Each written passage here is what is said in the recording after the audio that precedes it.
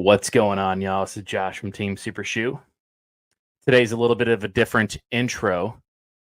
We will get to the show in a minute, but I wanted to first talk to you guys about what today is.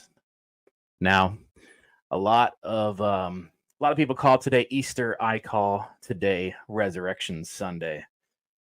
I grew up in a good family. However, that we went to church. But I didn't really get what church meant, what God meant, or Jesus meant. And, I always had that, thought that if I was a good person, I would, when I die someday, I'd go to heaven.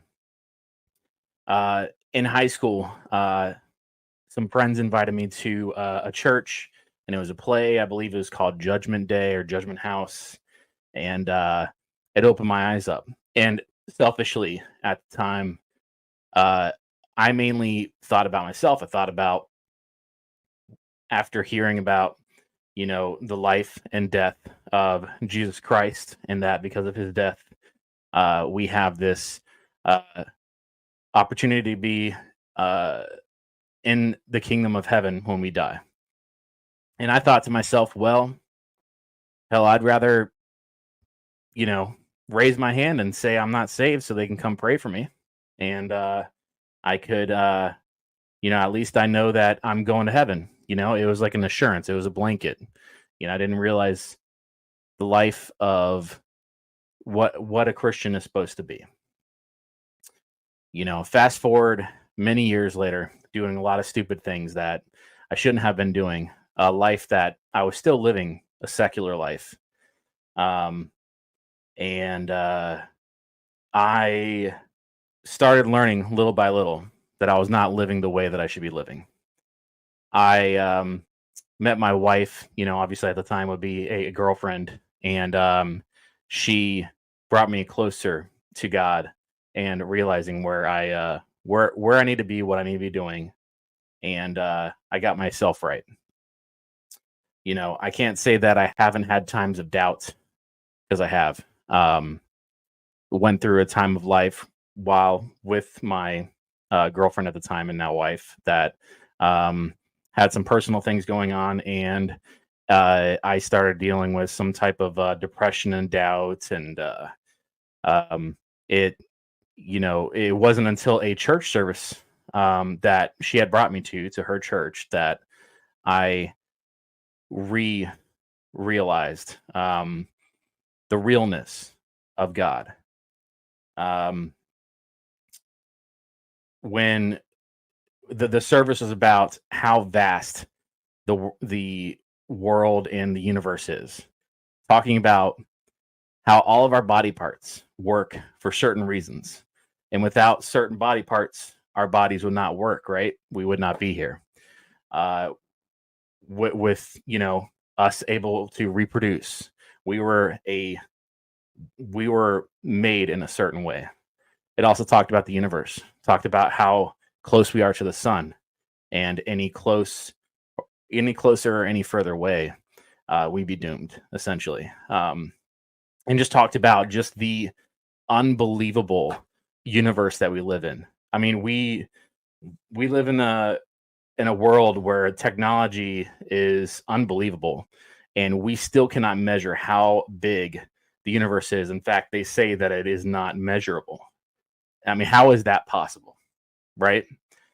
I think that this world is it's just too much of a coincidence to have a body that works well, that we can reproduce, that we live just close enough to the sun on Earth here, and we can live, right? All of this is just too much of a coincidence to be coincidence. It has to be God.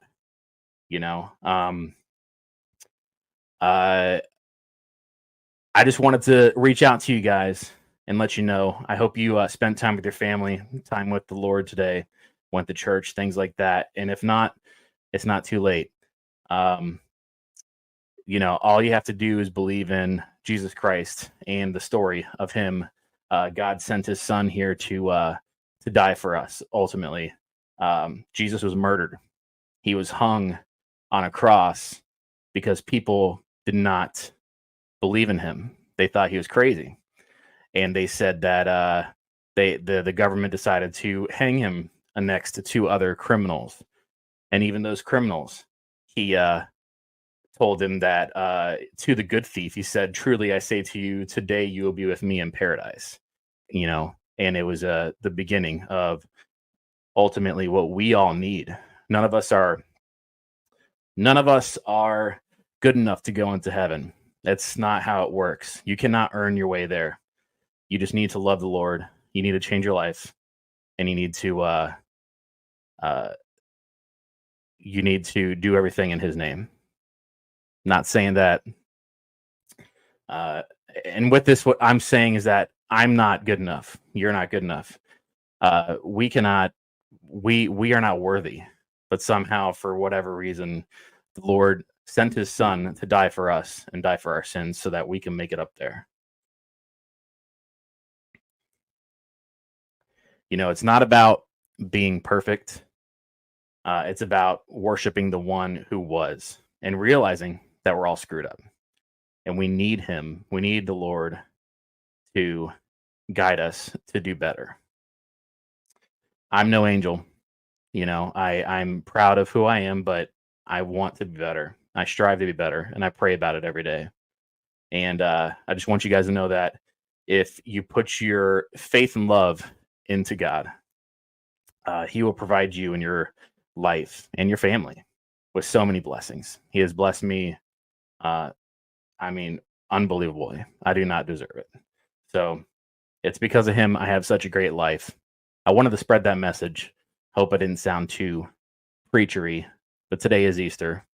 And if this reached even one person that maybe has extra questions, you can always DM me, Joshua Sky on Facebook, and I'll do the best I can. I'm no Bible scholar for what it's worth, but I'll do my best. And God bless you guys.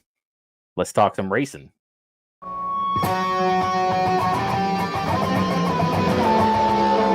Telling everybody the good news, the core of the joy, and I appreciate that. She usually gets you there by preaching from across the top.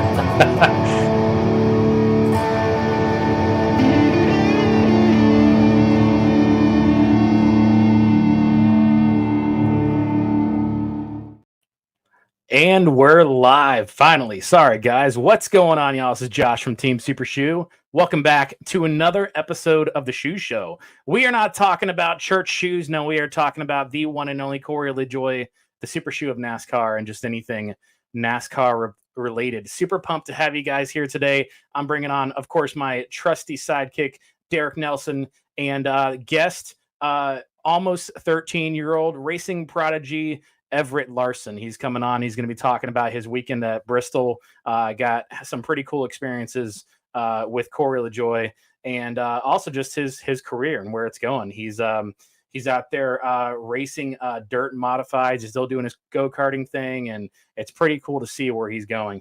If you guys are not subscribed yet, watching this on YouTube later, like, comment, subscribe, do all the things. If you are on the audio realm, please rate and review. And if you're watching live, we are only live in the Facebook realm of Team Super Shoe. It's a group on Facebook where we this is where it's all started, and it's a big community.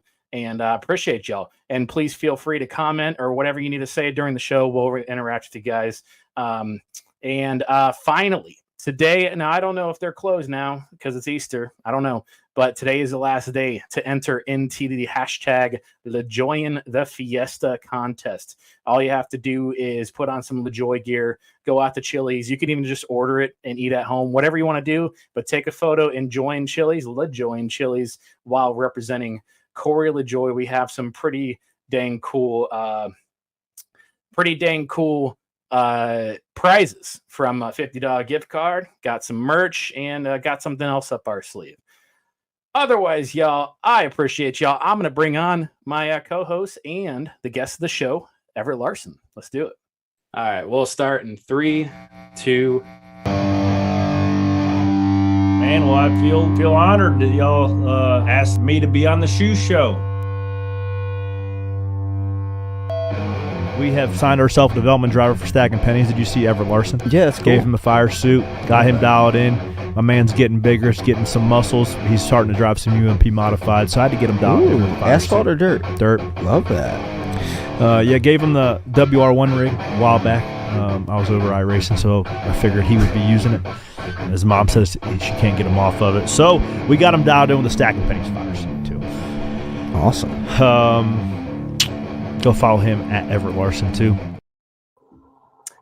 All right, y'all. We are here with my trusty co-host Derek Nelson, and I'll be a hope if you want me to. all right, and Everett Larson. How y'all doing? Life is good, man. Very blessed today. He is risen today. So, Yes, sir. what more could you Everett, ask how are for? you, man? Great. How are you?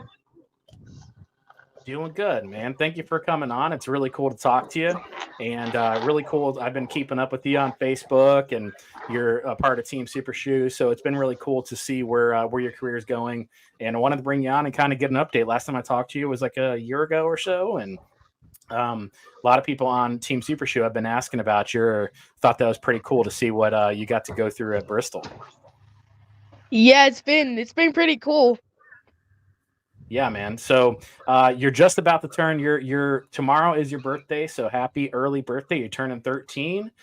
You do your go-kart racing, do your dirt modified racing, and wanted to ask you, man, this year you're racing that open wheel dirt modified. It's the same thing that Kenny Wallace is racing. I want to show some videos real quick before we talk about it. Y'all that's watching, check this out.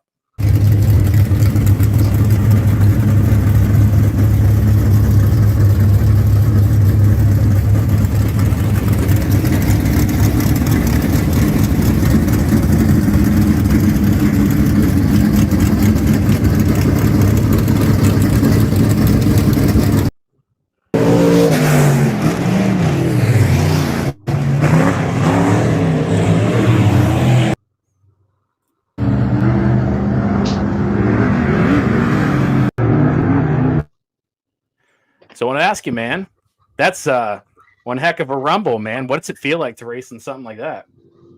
It feels to be honest, it feels a lot more light than you would think whenever you fully start sliding and everything. And you just go into the corner, like you just go full throttle and then mash on the brakes and get it set, and then get it like up on the bars, and then do the whole process over and over again. Awesome. It's a lot of fun. Was that you? I believe it was just like a qualifying or practice round, or like was that an actual race? Well, on about a month ago or maybe a couple of weeks, I don't know. So we did a practice on Friday, and then there was no practice on the race day on Saturday. But yeah, I did officially do my first race a couple weeks ago. That's awesome. That's awesome, man. Looks intimidating. Derek, what you got, man? How'd you do with that first race once you went out there? I think I did like okay for my first every time because I got 12th and I qualified 11th, and then the track changed and it was a lot more slick than in practice and everything. So one of the first times like driving on a slick track and everything. So I had to learn that like mid-race basically. So that makes you kind of that's the part of the racing where you kind of have to learn to run the different lines as the track changes over the course of the race. Yeah, like we get like the I'm pretty sure like more of the bottom lane was moving, but I'm more comfortable like in the middle lane where I'm newer because people can pass to my inside or the outside if I need to be passed or something. And also I have like more room if I make a mistake or something because I don't want to be up on the very high side, and then if I hit the right ear on the wall or something, or if I slow down too much and it gets off the bars and I just straight to the wall. Well, how were the other racers that you were out there with? Were they very helpful with giving you tidbits of information and advice? Yeah, they were really helpful. And my now friend, his first name's Cody, and he drives the 88. He drives the 88 machine, and yeah, he gave me some tips and tricks and everything, just kind of to help with the slicker track that was his first time ever there. So Awesome. Man, it's been pretty cool to see that. I was blown away when I saw you inside that big old race car. So guess that's where the times are going, man. But super cool to see that. So you expecting anything big with the go-karts? Is this your final year to do that, or are you just going to kind of keep riding that out until see where somewhere else goes? we're just gonna kind of see where everything goes. I'm gonna be driving like a senior champ in like the slower class because it's a lot more competitive. So I'll be racing with like all my friends basically now. Like they're all older except for like one of them who's around my age. He's just starting, so it'll be like probably 5 of us almost every race, just battling it out. Awesome. Now, when you show up to these things, are you the slickest looking guy out there now that you got the stacking pennies race suit on and you're repping the LaJoy side of things? Yeah. That's awesome, man. So speaking of that, man, tell us about your Bristol weekend. I was gonna have some photos to show, but unfortunately, we're still having some technical issues. So, but everybody can go check you out on Facebook at Everett Larson Racing. But tell us about that weekend, man. What all did you get to do, and how was it? It was a lot of fun. So we get there on Saturday. Well, first we went like on Friday. There was like a thing at a building, kind of, and I had my go-kart there because we haven't wrapped the car yet and everything. And one of my friends, like one of my really good friends named Andrew, me and him just kind of hung out all day. And then on Saturday, that's whenever I went up on stage with Corey. Me and him were kind of having like a tag team going like backstage and everything. There would be like a driver show up, and then he would ask for a signature on like he had a like a fender to Austin Dillon car from like 2015 or whatever. So he'd ask everybody to sign that, and then I would give them a hero card. And then I go up on stage, and it was like we were talking about practice and like tire wear. Whenever we were up on stage, and then we get off stage, and Corey hands me this like big old suit that I did not expect. Well, I knew it was gonna be there, but I did not know it was gonna look that cool. So yeah, it was a lot of fun. That's super cool. And that's not your first time getting something from Corey, right? No, it is not. In fact, this the sim behind me, that's from him too. That's awesome. That was last year, right? Yeah, that was it says I've had iRacing on there for 8 months, so about 8 months ago, almost a year. Nice. So how much do you use that thing? What's it like? It's actually way more realistic than you would think, and I also use it as much as I can. As long as I'm allowed to, I'll use it as much as I can. You feel like it helps your racing a bit? Do you do like dirt racing and stuff on there? Yeah, whenever I drive the car, I drive it the same way I do on the sim. Like, I know I'm gonna have to like break this habit, but for right now, I have like one hand on top of the wheel whenever I'm like sideways, and the other hand is like on the very bottom. Like it's kind of more of a sideways thing, like kind of like that. And my other one in my like right hand is more just for support, and the other one's doing like most of the work. Like I've learned to do that from driving on the sim, so it's helped me out a bunch. Awesome. Super cool. Well, nothing like playing Fortnite though, right? You don't play any type of Xbox games or PlayStation games on that thing, right? No, I do play Fortnite. With the screen that's on there, you can almost see behind you. Oh, okay. Cool, man. Well, he's not the only one, right? Let's. I need to discuss something while we have this platform, right? Because people automatically assume that gentlemen Everett's age or gentle people, young people like Everett, are the only ones on Fortnite. Let me tell you, no, this guy right here, and I got some friends I play with in Wisconsin. I got some on the East Coast and the West Coast. We do some Fortniting too, and we get our butts kicked a lot. But you know, you can't this hate for the older guys. Older gals, that needs to go away. We grew up with the NES, man. We grew up with the old school stuff, and we've matured with it. Now, the kids can have Call of Duty.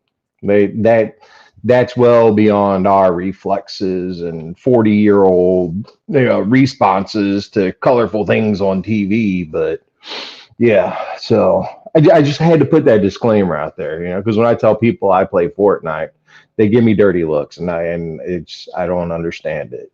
But one day I look forward to playing with Everett when he's not honing his racing skills. Yeah. Yeah, That's we awesome. need to get a win on there. Yeah, definitely. I see a dub in the future, some way, shape, form. Somehow we'll meet up and we'll get a dub. We'll Yeah. put all the sweats to shame. Yeah, man. Yeah, man. Well, what's your expectations this year, Everett, for your season?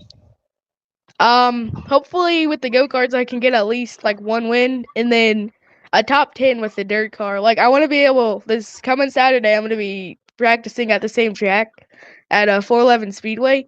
I'm hoping within one of the like 5 practices I'm probably going to do, I'm hoping to pass at least one car. Like that's decently fast. Like I want to be able to Stacking pass pennies. somebody. Just stack pennies. That's right. Exactly, stacking pennies. That's right. Awesome, man. Well, that's super cool. Well, man, I just wanted to bring you on and catch up, man, because we talked to you last year and you were just doing your go-kart racing and felt like you had a pretty cool story from Bristol. You're racing that sim, and now now you even have a race suit that Corey gave you. So that's pretty dang cool. Thanks for having me on here. All right, brother. Well, I appreciate you, man. And man, keep stacking pennies out there and open wheeled. No, and by the way, buddy, Mike Bostic, who's usually here, he wanted me to say, hey, he's sorry he couldn't make it. He also had technical issues before I had technical issues, so he wanted to make it. So he wishes you luck, and we do too. And just God bless, man. Stay safe out on the racetracks this year. Thanks. And happy early birthday to you too, because yours is on Tuesday, right? It is. Thank you. I wasn't going to tell anybody. The big 2-1. All right, everyone. All right. Take care, man. See ya. See ya.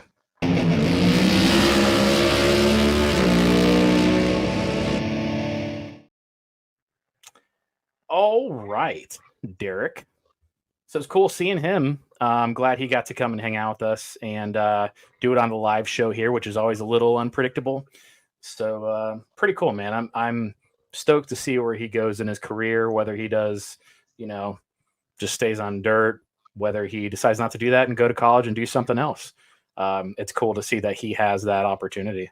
So I couldn't imagine having that opportunity when I was 13, It's an opportunity, and it's something that, like if you look at what Kenny Wallace is doing and Ken Schrader as well, they've been afforded the opportunity where they can go out there and just go have fun doing it. And ultimately to have a hobby like that, if that's something that can, stick around for him for a while, I'm happy for him with that.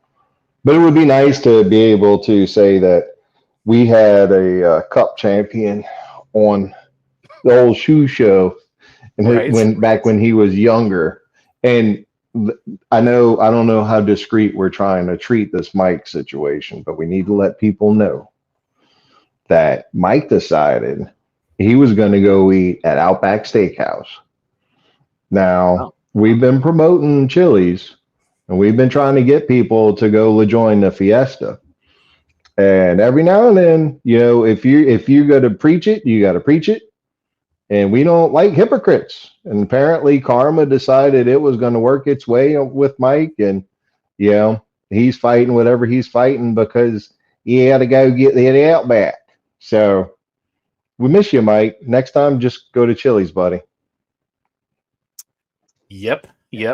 And speaking of that, once again, if you guys have been living under a rock and haven't been paying attention to the shoe show or to Team Super Shoe, or we are doing a contest. Ends really today. Today's kind of the last day to enter in. Tomorrow we're going to make a big announcement of who wins, and it is hashtag LaJoyan the Fiesta. It's LaJoy with the letter N at the end, the Fiesta, playing off of his name too. be wearing your Corey gear, eating chilies or drinking margaritas, whatever you want to do, but be representing the sponsor that decided to jump on board Corey this year.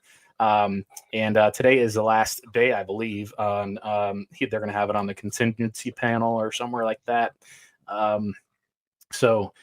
Unfortunately, I hate to see them go, but hopefully they come back. And I just hope to see you guys jump on it. We got this contest where you are entering to win a $50 gift card for Chili's. You're entering to get some Corey swag and something a little extra that we'll let you see tomorrow. So. Yeah, and if you don't enter, I mentioned it to y'all last time on the shoe show here, you're going to be kicking yourself in the butt. You may not know how limber you are until you're kicking yourself in the butt, and you're going to be like, A, I should have entered to join the fiesta, and B, I did not know I can kick myself in the butt so swiftly and so hard. So yeah, special things are coming to the winner of the contest. And to those of you that have actually sent in your pictures, thank you. We appreciate it. Again, we're not doing it for us. We know that certain sponsors actually keep a finger on the pulse of the fans. And we wanted to show Chili's that we could get butts in the seats in their restaurants because they came on to show Corey LaJoie some love this year. And so for those of you that have actually sent in pictures, we appreciate it. And for those of you that didn't, you missed out. Sorry. All right. So our first subject I wanted to talk about is I wanted to show this video. I follow, and everybody else should follow, Kenny Wallace on YouTube.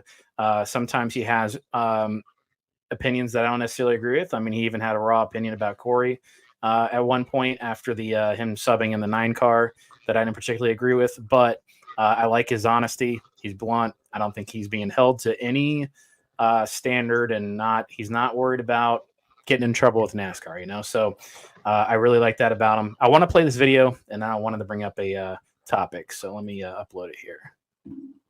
This is about heartbreak. Let me do my very best. This is something I just got done reading an article with Kyle Busch. Kyle Busch said the fans from the 90s are most likely gone and will never come back. You have the diehard fans of NASCAR, of the Jeff Gordon, Dale Earnhardt, Rusty Wallace, Terry Labonte, Mark Martin, Harry Gant, you name it. Guys from the 90s, mid-90s, late 90s, all of that. And our world now today of the 2024 is a lot different fan base of following along. I don't feel like we were able to transition a lot of the fans that were fans of those drivers, of the names that I just mentioned, into a William Byron fan or into a Kyle fan or into whoever. They kind of probably went away and just stopped following as much, which is hard to say because honestly, like when you look at NASCAR, the fans love the drivers, like the driver star power. That's what brings people to the racetrack, is the drivers. So Kenny goes on and talks about how his topic was talking about fans are heartbroken, that they talk all the crap and talk about the failures of NASCAR, or look at all the fans that aren't in the stands and things like that. But yet they're still watching and paying attention. And he's saying that the reason why is because they still love NASCAR, but they're heartbroken because of where NASCAR is gone, or their old drivers that are gone, Rusty Wallace or Dale Earnhardt, Jeff Gordon, or so on, whatever your era was that you were obsessed with NASCAR. And watching it and hearing Kyle's comments, it actually made me think about something I've thought about for a while now, actually. Is do we have a personality problem in NASCAR with these drivers? Because either that or they don't get shown enough. But I got to tell you, like when I first became a Corey LaJoie fan, it was after being a fan of Jimmy Johnson. He was on his way out. It was in 2020 when Jimmy was going to retire that year, and I was on the hunt for a new driver. And, for me to find Corey back when he drove the 32 car, it was very difficult. And when I did find him, I was at this point looking for somebody I can relate to in his personality and who I can latch on to and be proud to cheer for, and not somebody that, does not represent who I am. And a lot of these guys, unless our demographics are changing, which I don't think they are as far as age wise of who all watches racing, a lot of these guys are not relatable to me. And, you got a lot of these young guns and things, and you got, people like, William Byron, doing the same thing what Everett is doing right now, doing sim racing and stuff. And these guys are getting, raised up by the sim, and their experiences is totally different. And you got somebody like Corey who has, worked hard. He has built his cars. His story is so much more interesting than a William Byron. However, William Byron is killing it on the racetrack. I mean, he's right now the championship favorite. So wanted to know from you, Derek, what do you think about the personality issues in NASCAR, and just what's your take on it, man? Well, I think, the time frame that Kyle Busch mentioned about hits the nail on the head. Those old school guys, back in the day, you got a chance to see them and know them as people you could associate with, people that were like you. And with the growth of NASCAR in the 90s coming to a head, I think they said in 2006, you get more corporate sponsorship, more corporate involvement, and that's a lot of money being thrown around to get pasted on the side of a car. And so these team owners, they have to pay attention to that. And, Richard Childress was a perfect team owner for Dale Earnhardt. They had the perfect sponsorship. They had the perfect scenario. Whereas now, the littlest thing happens and a corporate entity that's on the rear fender of the car gets upset, next thing you know, you're parking drivers, or you've got drivers coming out doing press conferences, and they've got to apologize for what they said or what they did or how they reacted or acted. And I think the sport's less forgiving now than it used to be. And you've not had, so going back in the sport's past, all the way to the very beginning before NASCAR was formed, you had guys that you could associate with. They'd come in, they'd race, and somewhere towards the end of their career, a new generation would come in. And you'd got to see the new generation, the old generation kind of going at it on track. And you get a little bit more respect for the incoming generation. And it would just kind of piggyback on down the line.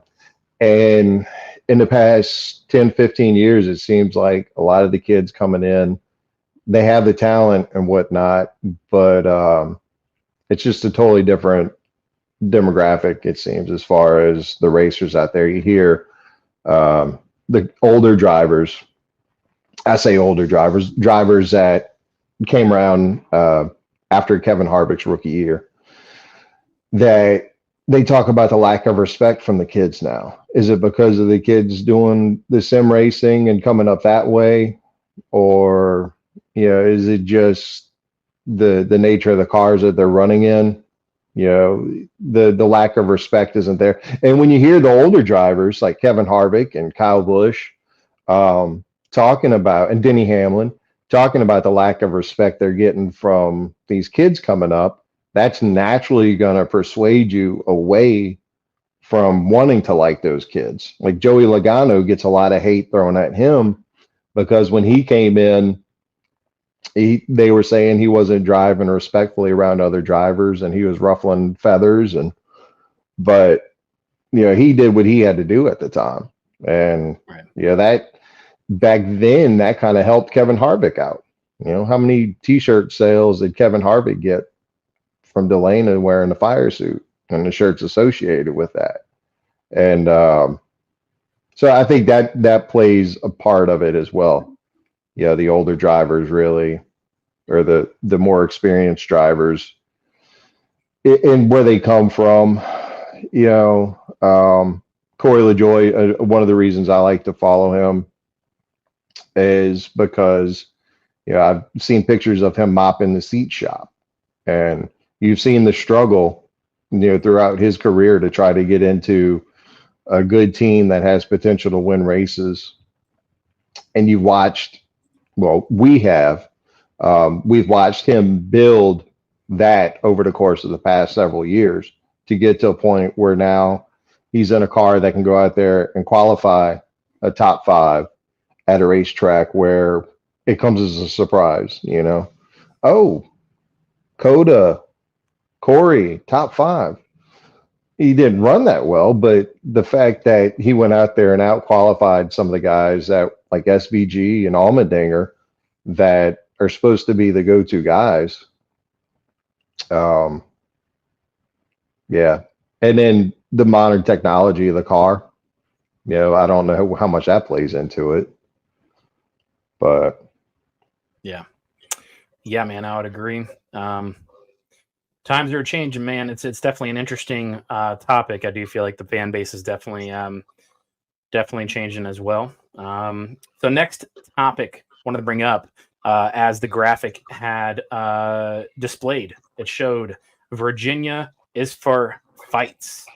It's usually for lovers, but today it's for fights and feuds, because lovers aren't as exciting in NASCAR as fights and feuds.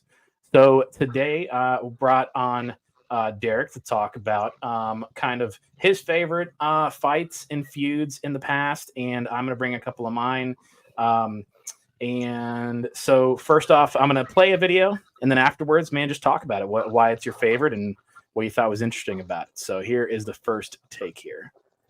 By Ram, lots of fireworks Saturday night. Steve Burns, Adam Alexander, Casey Mears. You look good, Casey. I appreciate it. And Larry Mack, glad you're here. Yeah, we thank you for being here. And just so everyone knows, he really didn't want to wear his sunglasses on the air for today's show. But he was a part of one of the big headlines to come out of Richmond on Saturday night. Let's take you back to the video of what went down in the garage after 400 laps. Casey and Marcus Ambrose discussing things, a little pushing, a little shoving, and eventually Marcus Ambrose is going to throw a punch.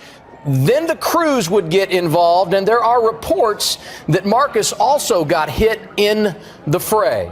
Now, Casey, I was thinking about this after the race, and if you gave me a list of 20 drivers that might get into it following an event at Richmond, you and Marcus probably wouldn't be on that list. So what went wrong to cause what happened in the garage? It was a few things on the track, and at the end of the day, none of that should ever happen, right? But, in the heat of the moment when you got your race car and it just happened to you, some stuff that you didn't like, we started going at each other, and before we knew it, it escalated really quickly. And Man, first of all, let me say this. It's good to see Burnsy on screen. That man was so good for the sport. I miss him bunches. But I'm going to tell you why I like that. In here, there's some irony to that fight. When we were talking, Josh and I were going over the topic earlier in the week, and he wanted to know some of my favorite instances of fights. And I brought this one up. I'm going to tell you why I brought it up, and then the ironic aspects of it later on, or in a bit, because it was a fight. It wasn't a pushing match. It wasn't a shoving match. It was two grown-ass men mad at each other. Obviously, Casey a little bit more mad at Marcos than Marcos was at him. And it was clean exchanges of punches. Casey decided he was going to pick him up and bring him somewhere he didn't want to go. And once Ambrose decided he wasn't going in the direction he wanted to, he let Casey know in a very aggressive manner that wasn't cool. And, the next day when he shows up to do his TV gig, he's got the shiner to show for it. So that's good old, it wasn't down on the ground wrestling around. You didn't have 16 different crew members trying to break them up right off the bat. You didn't see the NASCAR official let one of them get a cheap shot in and then break them up. It was like two men fighting, and they was upset. And the ironic thing is, it was at Richmond. Didn't realize that when I thought about it. Yeah, it works out. Yeah, man. Got to definitely be smart. If you're going to go and get into a fight, you got to do it. Don't want to do it around everybody where they're going to break you up immediately, unless that's what you want and you want to look tough for a second, So He waited till the media wasn't around, and they did what they had to do. But next up is Talley versus Conley and Gallagher. Spencer Gallagher exchanging words, and they're going at it. This is going to be good here. Hope the trucks aren't coming. John West Townley and Spencer Gallagher down there in turn 1. And there's points for a takedown. And the fans are loving it. Townley and Gallagher. John West Townley landed a couple of good blows there.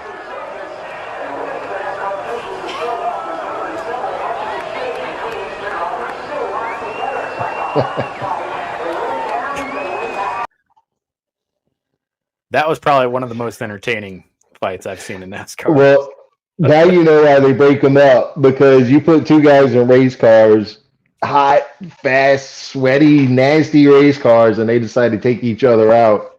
The fight's only going to be good for a minute, and then they're just going to turn into a debacle. So they separate them now so that way they don't get a chance to make asses out of themselves. That was one, again, you know, if we're going to talk about fights, let's talk about fights. Let's not talk about somebody angry because you hit my right rear quarter just a little bit. It got me a little loose coming out of 4, and I'm angry, and I just wanted to come down here and put my finger in your face and tell you that I'm not happy with you. Hell no, man. They had gotten into it a little bit earlier in that race, and then they got into it again, and the second time they both got taken out. And John West Townley wasn't having it. And, you know, rest in peace, guy. You know, if it wasn't for John West Townley and his dad with the Zaxby's chicken on the side of his truck, we would have never had Zaxby's chicken. And Zaxby's is some damn good chicken. I mean, hey, I won't go as far as to say it's better than Chick-fil-A, but it's good chicken. Tony Bridinger's not being sponsored by the right chicken people. I'll just say that. But yeah, good fight. And it was a fight. It was a bit of a debacle of a wrestling match, but, you know, in hindsight, you know, I'm glad John West Townley did not connect on that DDT. Yeah. All right. Well, your last selection has actually 4 video clips that I have here. So it'll take a few minutes here, but we are going to enjoy the history of the feud between Keselowski and Edwards. To that 99, it's going to be hard to get him. It's going to be close right here at the line. Can Keselowski try to win it? I don't know. I don't think he can step out until he waits till the last second and picks up. He goes to the outside. Is Edwards going? Oh, no! He turns him. No. Oh, and that destroyed the front end of Newman's car. No. Edwards will not make it to the flag. Oh, Brad Keselowski won this race. Carl Edwards, he opened it up just a little bit. Yeah, I'm not sure. I think this is a hard lick right into the fence. I mean, that car, that looked like Bobby Allison did here in 1987. Half a second. And the 99 has turned over Brad Keselowski. And we have a caution. My goodness. I don't know if I'm okay. Keselowski was on track for a 6th place finish. Boy, and we're told there was contact between Edwards and Keselowski. A little crossover move here by Carl. Clean here, clean here. Just slight contact. Look at that thing go. That looks so much like Edwards' turnover at Talladega off the bumper of Keselowski. It really did. Here's Keselowski on the inside.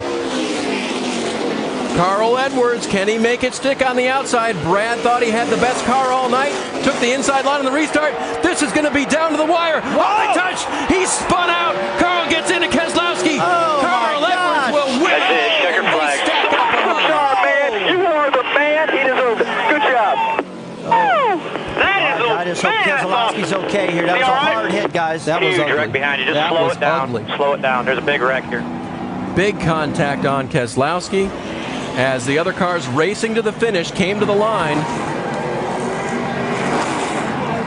And Keselowski got spun around hard. Boy, that's such a hard angle to see if Brad came up to block in any way.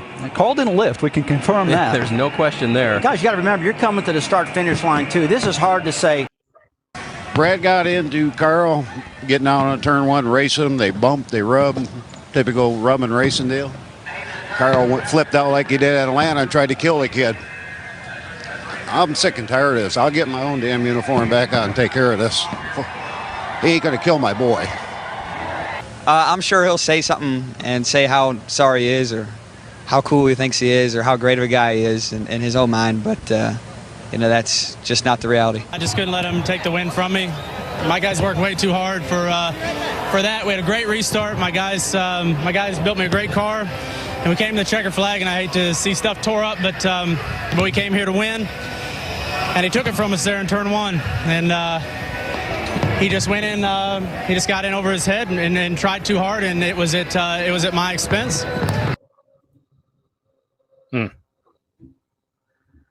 Yeah, no, that is a feud that never needed to start.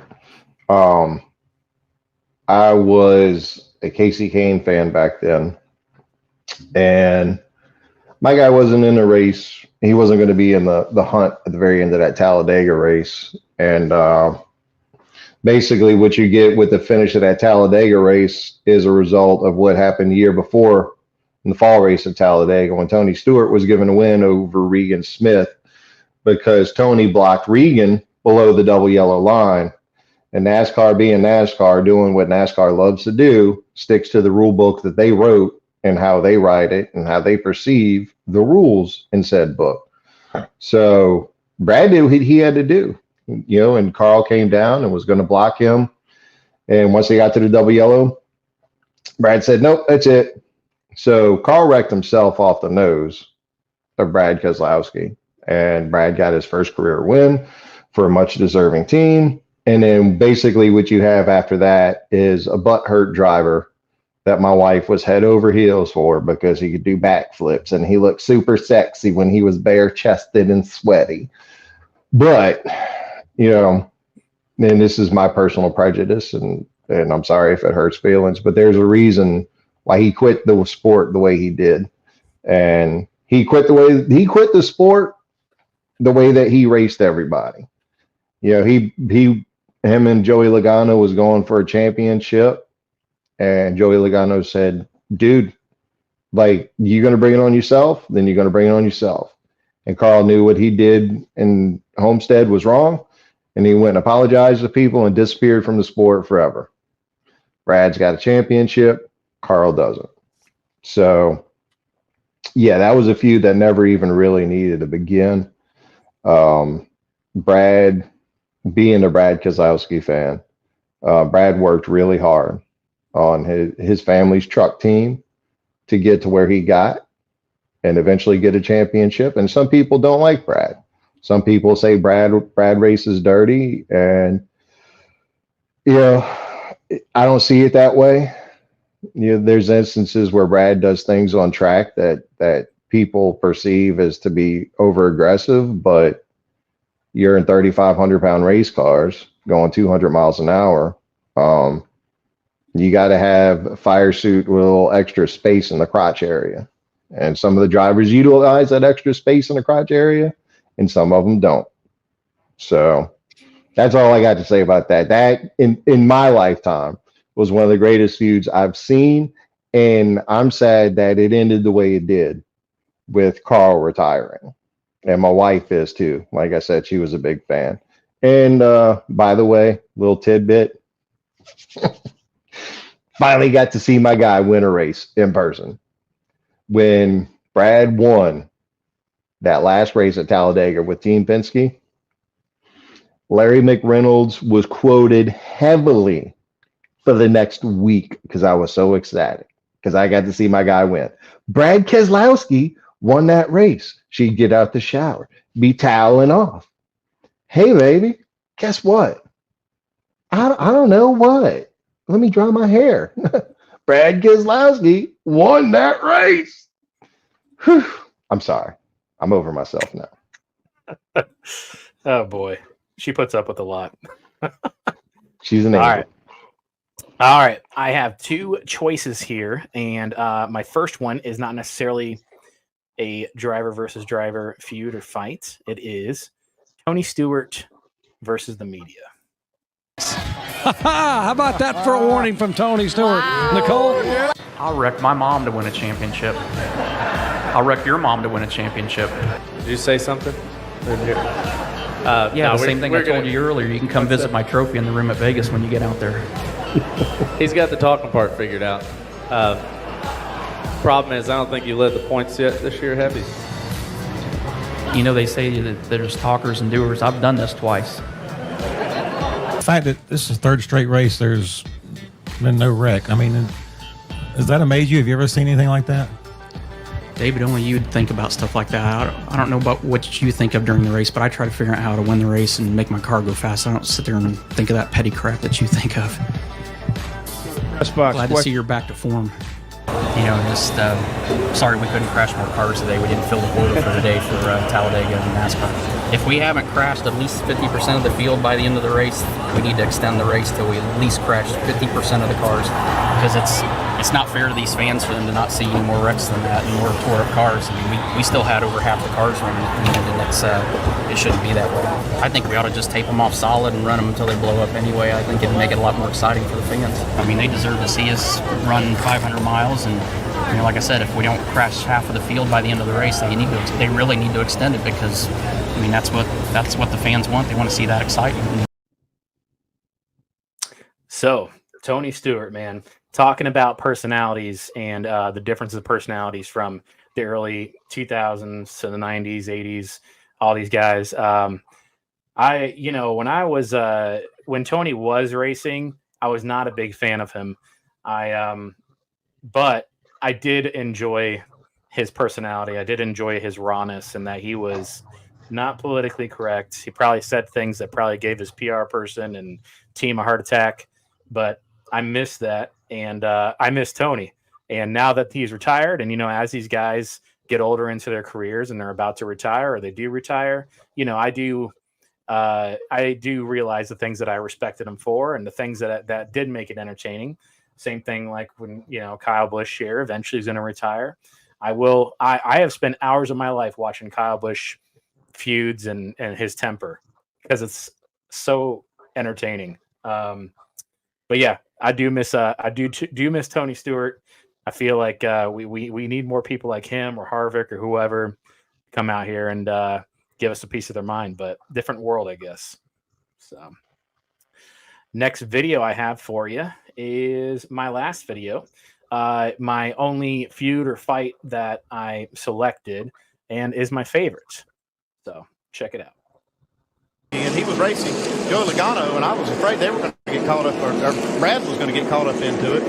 He somehow got through it. Jeff has been summoned to the NASCAR hauler for a post-race visit. Well, they said they were going to let him have at it. That's having at it right there. That's a year's worth of frustration. Oh, conflict. The Cruiser in it.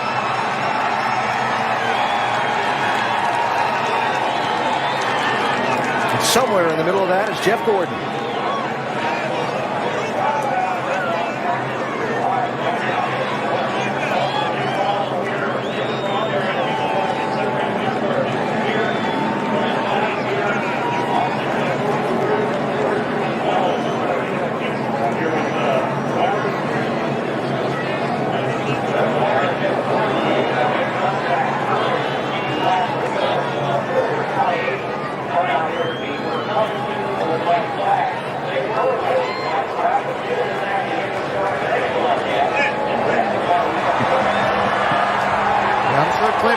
His opportunity at this. Can't really blame him.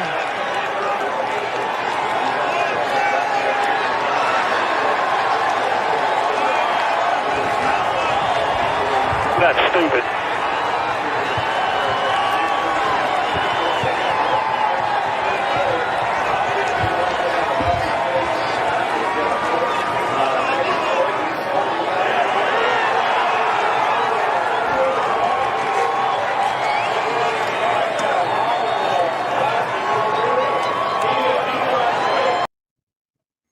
So that was like a movie. I didn't even show the part where he got wrecked and all of that, but it legit reminded me of like Days of Thunder, where you had this, a champion of Jeff Gordon's, caliber, going out and purposely wrecking Clint Boyer after getting, roughed up by him, and he was obviously having have some issues that day.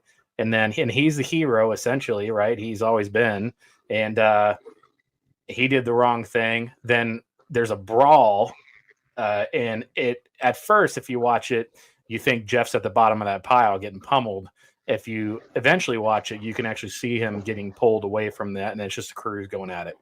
And then Clint Boyer, you feel like you should have some like movie music of him running, suspenseful music running to get into the brawl with his team. So that was quite the event, and not particularly much of a fight, but entertaining nonetheless. So I appreciate Jeff Gordon and all of the entertainment that he's brought into the sport.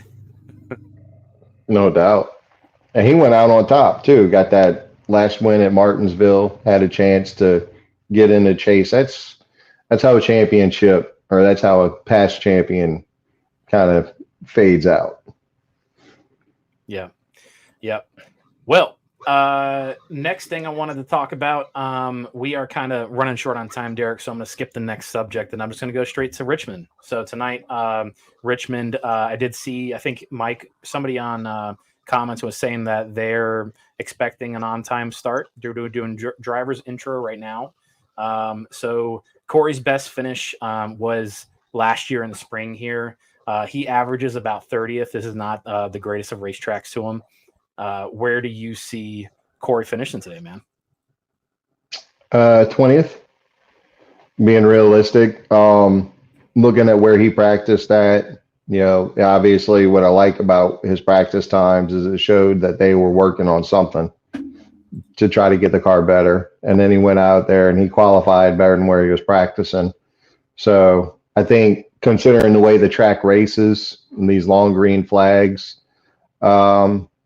optimistic side, I'd say somewhere in like maybe 15th, 16th, but realistically, I'll put him in 20th or so. Yeah, I would say about the same. I was happy to see him finish or qualify 21st. And last week, it was kind of a big bummer. I mean, I had high expectations. He's been doing better and better at road courses throughout the years, and I know he's paying attention to it because he didn't have road course racing in his K&N experience and in other leagues. So, it was kind of a bummer to see him, the whatever mistake ended up being made and him getting shuffled to the back, and it was just kind of a bad day for him. But today is your average, qualifying run for him. So maybe, that means a good thing. Maybe he's going to go out and they might actually have speed in the pack and, finish 10th or whatever. So we shall see. So lastly on the show, I don't know if you guys know Derek very well, but he is a wealth of knowledge. He tells me very interesting things about NASCAR every single day, and I wanted y'all in all of his information and his wisdom and his useless knowledge. So this is Derek Skidlet.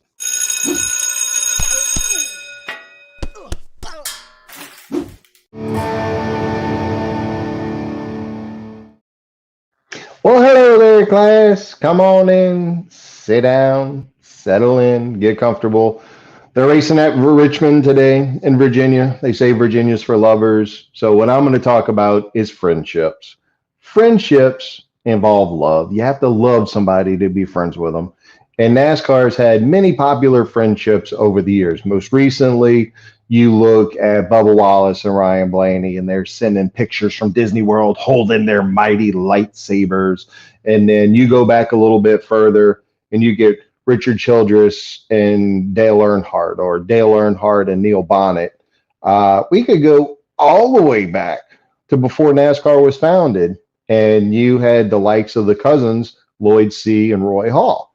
Throw Raymond Parks in too. Raymond Parks, for those of you that don't know, was the Hendrick of motorsports back then.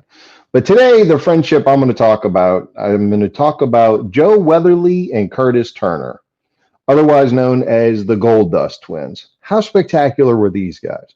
They're both in the Hall of Fame. Joe Weatherly won 2 championships before he was killed, and could have possibly won more. Curtis Turner, on the other hand, won a lot of races and convertibles, hardtop cars, could have won some championships if he put his mind to it, but he was always putting his eggs in future baskets. You know, he's always looking ahead to the next great big endeavor. He'd get on a racetrack and he'd run the car as hard as he could until the car tapped out or until he captured the checkered flag. He had a bunch of that. So let me tell you a little bit about each of these individuals. Joe Weatherly was also known as the Clown Prince of Racing. He would always play jokes on people. He always had a rubber snake in his pocket, and he'd throw it at a NASCAR official and watch him junk. Or he had a box with a little mongoose tail in it. He would bring people in. He's like, hey, this is my pet mongoose. You ever see a mongoose come in? Don't worry, he's in a cage. He can't get you. And then he'd draw people in, lure them in with his confident speech. And as soon as they got close enough, he'd press a button and bam, that tail would jump out at the cage and send people screaming, hollering, passing out. So yeah, that was Joe Weatherly. Like I said, he's won 2 championships driving for Bud Moore, very talented driver. And then on the other side of the friendship, you get Curtis Turner. Both these gentlemen are from Virginia, by the way. Curtis Turner is from Roanoke, Virginia, and Joe Weatherly is from Norfolk, Virginia.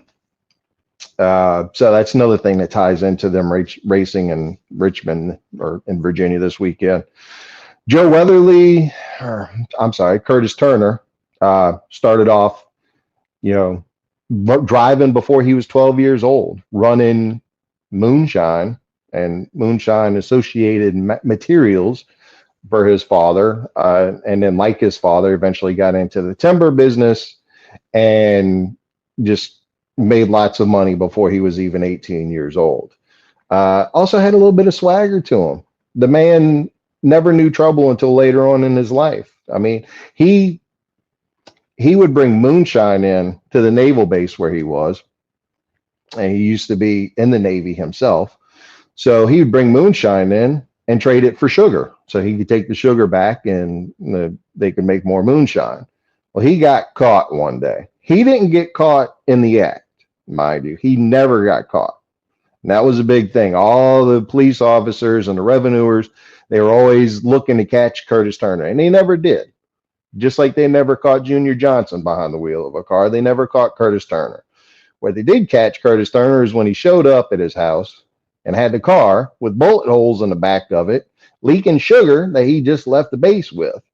And then he went to court, caught red-handed. How do you catch somebody red-handed and they get away with it?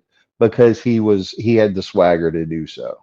He convinced the judge and everybody else he was bringing the sugar back from the naval base so his family and loved ones could have a welcome treat of apple butter. And they needed that sugar to make apple butter.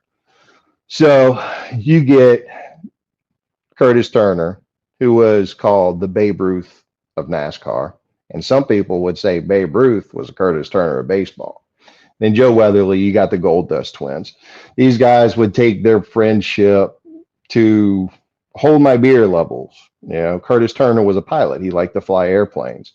He had Joe Weatherly in his airplane a few times. Played some jokes on Joe Weatherly in the plane that Joe Weatherly didn't particularly care for. Next thing you know, this is an proven fact. Joe Weatherly started flying his own plane. And at the tips of these planes' wings are little lights. And these guys would be in the air trying to knock out the other one's light bulb with the wingtips while they're flying. They were great racers, great friends. As a matter of fact, in the early 50s, Carl Kiekhaefer, who was big prominent team owner back then, was winning all the races in the mid 50s with guys like Tim Flock And Ford got tired of seeing Chrysler's teams winning all the races. So they decided they were going to put some money into an effort. And who did Ford hire as their first drivers? Curtis Turner and Joe Weatherly. Well, Curtis Turner and Joe Weatherly would take their friendship and their antics on track. Now, Joe Weatherly had a habit of calling people Pop. So Curtis Turner in turn would call him Pop. Next thing you know, everybody they were around were Pop. And they would take Pop on the track when they would be popping each other. If they were racing together, it was usually a 1-2 finish, and Joe Weatherly was usually second. But there's never a clean pass. They'd pass a dozen people cleanly. But as soon as Curtis Turner went to pass Joe Weatherly, he'd give him a little nudge. Their friendship was almost like if you took a Days of Thunder movie, but Rowdy and Cole Trickle got along and were best buds. Imagine that kind of friendship. A lot of NASCAR movies that are out there now had things that happened that Curtis Turner and Joe Weatherly really did. The car rental scene where Cole Trickle and Rowdy Burns are going to a restaurant and they tear their cars up. Joe Weatherly and Curtis Turner actually did that. They weren't allowed to rent cars. They had their names listed like wanted posters in car rental facilities saying, don't rent cars to these guys. They would drive them. Well, Curtis Turner would slalom telephone poles in the car, drive a car into the swimming pool. Joe Weatherly did it first, if I'm not mistaken. And that's what gave Curtis the idea. Yeah, so their friendship was just really close. They would throw these elaborate parties at Daytona back before the super speedway was built, when they were running at the beach course. They'd show up 2 weeks ahead of time, and basically you'd have a National Lampoon Animal House party style situation for 2 weeks leading up to the race. And sometimes the parties would lead all the way up to the day before the race. They'd show up hungover to race these cars for hundreds of miles. And Joe Weatherly would say, Pop, if you show up hurting this bad, then there ain't much more that can happen in a car to make you feel worse. And then would go out there and compete and win or finish second. And just the only thing that ended their friendship after all this partying and jovial attitudes with one another was when Joe Weatherly was killed in Riverside in 1965. Curtis Turner wasn't there. He was suspended from the sport for life for trying to get a union formed with the drivers. And so he got banned for life. So he wasn't there when Joe Weatherly died. But shortly after Joe Weatherly died, Fireball Roberts also got killed. And between those two deaths and Ford pulling out of the sport and Dodge pulling out of the sport, NASCAR was losing fans left and right. And the only thing they had left to do to get fans back in the stands was to go to the original winner of NASCAR's most popular driver award, Curtis Turner. So Curtis Turner came back, brought the fans back, put on some good shows, won the inaugural race at Rockingham Speedway on Halloween in 1965. Beat Cale Yarborough to do it with a broken rib, mind you. Later on, he did get to Riverside, and he was going to show that track something because that track took a friend away from him. He didn't do bad, but he didn't win it. And then sadly, we lost Curtis Turner in 1970 in a plane crash. So that's what you got, the friendship of Joe Weatherly and Curtis Turner, the Gold Dust twins. And by the way, I want to shout out Robert Edelstein, who wrote this book. It was very helpful with me getting some of that information. That's an excellent book worth picking up. And if you want to know more about the early days of NASCAR, I'd highly, highly recommend Driving with the Devil. It is largely regarded as one of the greatest books on racing ever. And that's all I got for you. Class dismissed.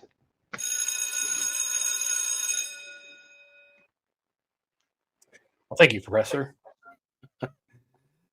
Well, I got good news for you. because I know you're using your phone. You probably don't have much else information in front of you except for maybe some of your notes.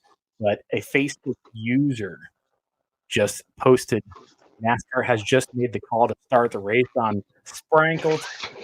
Yes, good call. I'm watching the pre-race on my phone, and they're still doing driver intros, and people are still kind of bundled up and with still rainy a little bit, but I think it's just wet now. But man, I'm excited. That makes me so much more excited for tonight's race than because Richmond. I mean, it's a boring usually race, kind of a snoozer. But I bought plenty of Celsius to keep me awake tonight, and but yeah, man, I'm excited. I don't even know what type of package they're running, but it seems like his intermediate package and I guess super speedway package, right? Those are looking good. I don't know if his short track packages are doing all right or not. Where did he place? We had Phoenix. How did he do in Phoenix again? I'm already starting. No, Phoenix. They didn't run a short track back. Or no, they did run a short track. It was the short track. They didn't run the intermediate. They ran the intermediate. Bristol. They ran an intermediate package instead of the short track. And they said they were going on a stint of 4 consecutive races, so they'll have the short track package tonight. Okay, yeah, okay. Well, hopefully it's dialed in, man. I'm excited. Once again, I know it's getting pretty late into the last day, but anybody watching, please consider buying some Chili's. They sponsor our guy. Today's the last race for them, unless there's an update I don't know about. And we're doing a contest where you hashtag join the Fiesta on the Facebook group, take a picture, and join Chili's wearing your Corey merch. Not only are we showing Chili's that the fans, are supporting them because of their decision, but also you guys are entering a contest to win a $50 gift card and some Corey LaJoy merch and a few extra things up our sleeves we're excited to bring to you. Other than that, man, I'm excited for some racing tonight, and especially excited now that I see some sprinkle tires. So other than that, man, I appreciate you, Derek, as always, coming on the show, my trusty sidekick. And it's a bummer that Mike couldn't make it, but he'll be back. Don't worry. Other than that, man, I appreciate you. And to everybody listening and watching, God bless. Stay safe and go Corey LaJoy.